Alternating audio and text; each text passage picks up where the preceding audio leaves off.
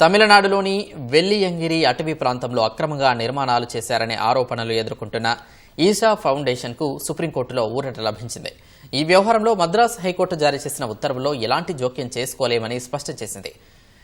ఈషా ఫౌండేషన్పై బలవంతపు చర్యలు తీసుకోవద్దని ఆదేశించింది. తమిళనాడులో వెల్లియంగిరిలో ఈషా ఫౌండేషన్ ఉంది. ఇది అక్రమంగా పర్యావరణ అనుమతులు తీసుకోకుండా నిర్మించారని తమిళనాడు కాలుష్య నియంత్రణ బోర్డు టీఎన్పీసీబీ నోటీసులు సైతం జారీ చేసింది.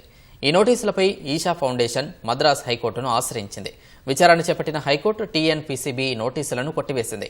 నిబంధనల ప్రకారమే నిర్మాణం జరిగినట్లు పేర్కొంది. అయితే కాలుష్య నియంత్రణ బోర్డు మద్రాస్ హైకోర్టు తీర్పును సుప్రీంకోర్టులో సవాలు చేసింది. ఈ మేరకు justice Suryakant, justice N Koteswara సింగ్లతో కూడిన ధర్మాసనం ఇవాళ విచారణ చేపట్టింది.